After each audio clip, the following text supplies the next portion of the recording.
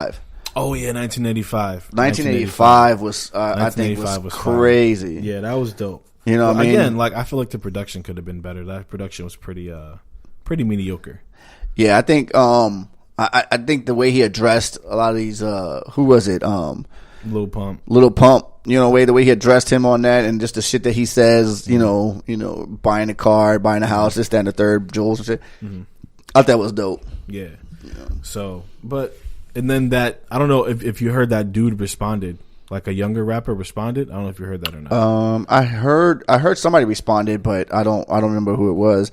And I heard he gave him props. Like, okay, it was from a younger rapper's perspective, which was cool. It was actually good. He really rapped. Like, I didn't hear it. Bullshit. Yeah, it was a pretty good track, which I was pretty surprised by. Yeah, but props to J. Cole. I mean, it's just sad that an artist of that stature comes out and the album's not even talked about no more.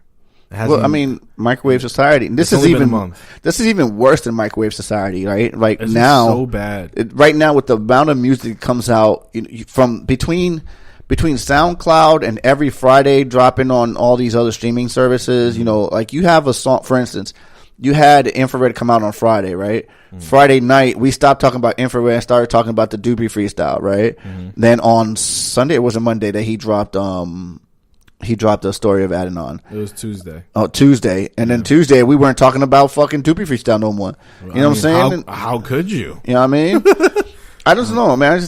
I don't think now I think the problem is where before we weren't getting enough music, now we're getting too much music.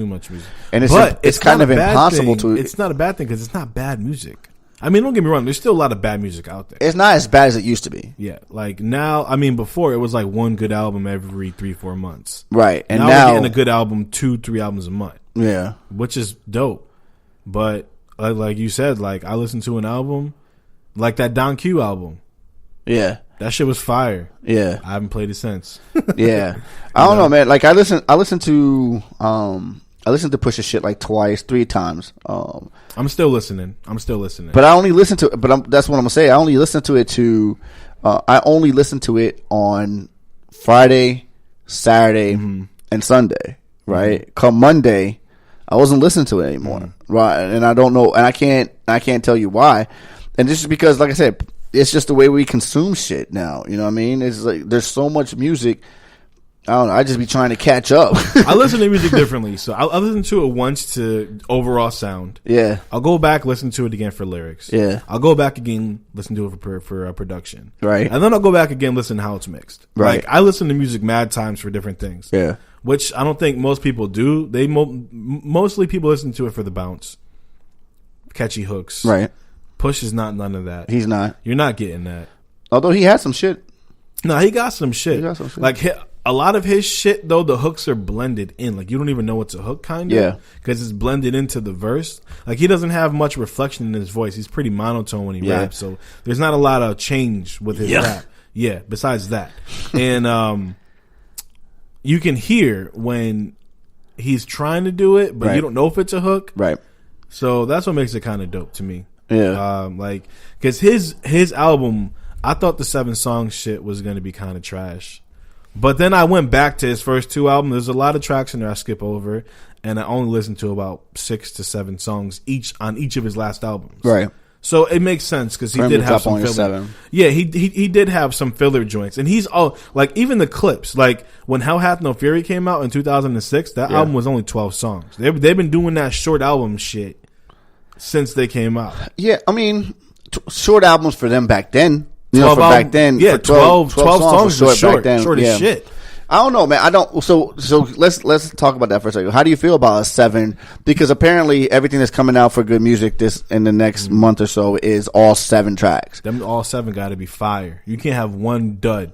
But what I'm saying, that's true. But what I'm saying is, what are your feelings on a 7-track album being called an album? They all have to be fire. No, they have to be fire. I don't think you because should have 7 tracks. I'd rather have 7 great songs than 14 songs and you only listen to 7. And you're gonna listen to 7. You're gonna skip. Yeah, you're gonna skip. Yeah. There are filler songs and shit. So it's like 7 to 10 for me is like the range that I listen to on an album anyway. Like when Big Pun dropped Capital Punishment, that shit was 25 records. I listened to all 20. Yeah, but you don't sit there every time listening to the album front yes, to back. I do. Front to back. You be skipping. You got to skip one of them Johns, dog. You skip Capital Punishment? You skip around Capital I skip Capital the skits. I do skip the skits. I don't want to hear the skits. I want to hear the music. I might skip the skit. That's what I'm saying. Like, you skip music on songs. Like, but there's... I think 7 to 10 is what you listen to anyway. So why not give you 7 to 10 flame-ass songs instead of 15 songs where you skipped 5? So what album would you say currently you listen to front and back? Belly. Oh, yeah. Rap. Absolutely. See, but no, and then there's another exception. Sci-Hi to Prince. I don't skip a damn thing. Nah, Sci-Hi, that shit's no like dope 17 songs. Yeah. That's the exception. No dope when you put Sundays. a album together like that, I'm happy he made the album before Kanye got on this 7-song bullshit. Because that album's amazing. Yeah. But yeah, mumble rap, 10 songs, front to back, no buttons pressed. Yeah. And you know, I heard an interview with him the other day. With Belly or Sahir? With Belly. And he said, which makes sense now that I go back and listen to his raps, he said he writes his rhymes like Hov is sitting in front of him. Yeah, no, I saw so that. So there's no filler. And it makes, if you listen to his rap, there really are no filler. Yeah. Like every rhyme, every bar goes with the next or previous bar. That's still one of my favorite albums. That's amazing. Yeah. Like even the older music, if you go back and listen, like he doesn't have any filler lines. Right. Like there's no jewelry gun lines that don't go with the previous line that's out of place. Right. Which is fucking crazy. Nah, Belly's is a rare. I want to say rare, but it's starting to become less and less rare. But Belly is definitely one of those rare artists who, you know, his projects are dope from front to back. You know, and he got a new joint coming out. Yeah, I can't wait. Executive produce. Yeah, he already turned it in and everything. So I don't know. I'm not sure when that's going to drop. Probably after all this bullshit. But he just put out an album in November, so we're 6 months out, like 7. And that's another thing. Like his albums come out like shit 2-3 times a year. It's crazy. Like, well, we're 8 months now. November, December, January, February, March, April, May, June. We're 7 months out. So I mean, that's still a while. 2 more months from now. 2 more months from now, we're in August again. Yeah. So almost a year later. I think you should wait at least a year because that album's still knocking for me. Yeah, no, it's just definitely in rotation. You know, one person that has not let up, foot on the gas, Dave East. Yo, that nigga don't miss. Yo, Dave is on a run. Remember that he started doing that fucking pill popping shit. Yeah, and now he's off that shit. He back on a run because he in the studio with Vado. Yo, Vado don't talk that shit. Vado talk that real shit. Vado, man. Like all them songs they put out, they should have just put all those out on like an Harlem, yeah, or something like a 7-track album. And it's funny because remember you had mentioned like, yo, I want to hear a Dave East and Vado song. And then they put out like 9 tracks together. Yeah. Like, yo, this shit is crazy. You know what I mean? That Vado and Dave East as a group, I think would be hella dope. Yeah, because everything that they've dropped so far has been dope. Yeah, everything, all them tracks, all the freestyles tracks. Them shit's is crazy. Even Dave East is just single tracks by himself. Like the nigga's not missing. I wonder if they're gearing up to do a project. I don't know, but Dave East dropped 3 projects last year? Like, dog. He already dropped this year, didn't he? Earlier this year. Did he? I think he might have dropped in January. I don't remember when that joint that was supposed to be his debut album, but it's not his debut album and shit. Paranoia 2 came out, and I don't know when that came out. Yeah, 2018. I want to know when he's going to drop his supposed debut album that he hasn't dropped. This nigga then dropped about 75 albums, 45 mixtapes, and nigga talk about I ain't debut yet. You know what I'm saying? Yeah. I'm still a rookie. Like, what are you waiting for? Yeah, man, but it's cool. Like, come with the heat already. And you know, there was a point where I was a little upset with the music he was making because it was like trash. Yeah, it was like it was not good. But it was trash. It wasn't for me. Let me stop calling shit trash because that shit was somebody trash. Gonna catch me somewhere trying to. Let's keep it always hem me up. Nah, trash is trash. Trash is trash, though. You know what I mean? Like, if you don't like something, you hating. That's the world we live in now. You know what I mean? It's crazy. So, I guess I'm a hating ass dude. The other people that have been working hard, too, Westside Gun, Conway, Benny the Butcher, that whole clique. I wonder why Slim hasn't dropped their album. Why isn't he drop Slaughterhouse's album? I don't know, man. Like, let's keep it all the way a buck. What's been going on over there after 50? Yo, nothing. Yeah. Nothing outside of M himself. Like that's really the question, right? Mm-hmm. Like, and that's really the whole thing with Slady, with Shady and Slaughterhouse and Joe's beef and shit like that. Is like, you know, Shady. And even D12, let's keep it a buck. Even D12 comes out because it's D12 featuring Eminem, or Eminem is part of D12. They even made a song about it. The band was about how D12 isn't famous. Like, you know what I'm saying? Like, they might have been joking, but I feel like one of them niggas was like, "Yo, really? This is serious. Yo, this shit's real." You know, and the thing is that I'm wondering really what is going. And now with Paul being over at Def Jam, you know what I'm saying? Like, really, what's going on over there? Like, why is every act that you sign? Outside of 50, outside the initial run, which was M and 50, early 2000s, you know, and G Unit, what's going on? Nothing. Why can't nobody who goes over there prosper? Nobody. And he had a roster. He had a roster. He had a roster. I don't know. Maybe West Side Gun and, you know, Conway can switch it up. I mean, they still drop music. That's the thing. But it's not through Shady, and they don't even put it out on like Apple Music. Like, they drop SoundCloud tracks, SoundCloud music. You know what I'm saying? And none of that shit says Shady on it. That's my point. Like, it's all Griselda. You know what I'm saying? So what are we talking about? So they're signed to Shady. M dropped the project. Where was Westside in them? Maybe I know Westside is putting out his album next month. Chris Benoit. Yeah. I don't know if that's coming out on Shady. That's an ill ass name. Yeah, it's called. Have you seen the cover? Mm-mm. The cover's fire, and he already put out a track with him and Conway. That shit's crazy. Benny just put out another album. That shit that I sent you, One of Us or something. Who was it that No, it was Westside who said niggas is stealing his whole steez with the whole wrestling. It's true. Yeah, it's true. Like, if you go back, way back to when they, you know, weren't even like big yet. Like, they've been on that wrestling shit. Yeah, but there was people who did it before him, though. Yeah, but they weren't in it like he is, though. Who?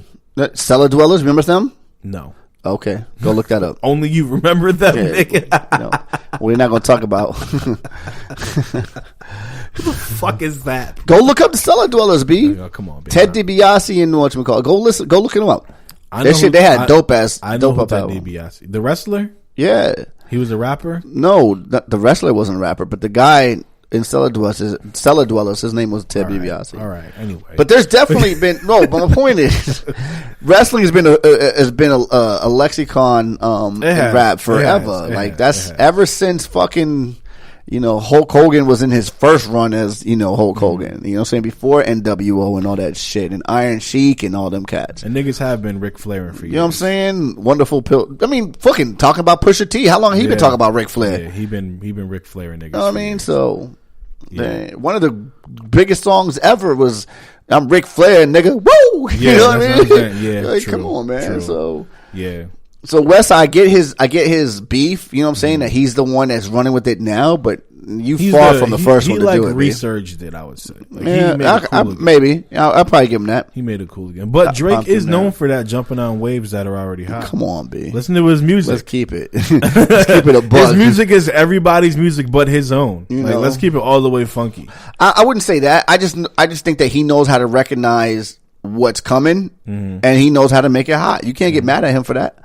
I mean, he made it a hot line. He made it a hot song. You know what I'm saying? That's pretty much what it is. The gist of Drake's career. I mean, I'm not mad at that. I'm just saying. How can you be mad at him? But they don't really have a sound. Yeah. His sound is what. His sound is what's hot. And you know what? I'm gonna be mad biased because Fabulous does the same shit only because he's my favorite rapper. What? He does the same shit. He does whatever's hot. Fab is the king of jumping on what's hot and keeping himself relevant and still relevant and beating people up. What?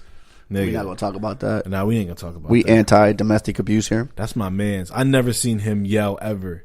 I don't know him like that. I ain't never seen him get out of character like that ever. And he been on cameras for like a long ass time, 25 years. I ain't never seen him get out of character like that. I never see him yell like that, scream. I'm gonna kill you. Yeah, come to my house again. I'm gonna fuck you up. Yeah, I believe all them raps now. Street fit. Yeah, I believe them raps, nigga. Listen, I nigga said you come through, nigga. I got. All day. You gotta turn those up, man. You gotta turn those up. They need to hear that. That nigga dropping bomb on them. That's what he gonna do. Drop bombs on the motherfuckers. He not playing with these. You know what I mean? I don't know, but he definitely gonna be. he's definitely king of that shit, of hopping on the wave, because Fab is one that identifies what's coming up, what's hot, and tailors it to himself. You know what I'm saying? And then runs with it. Yeah. You know, and Drake's the same way. You can't get mad at him for doing that, because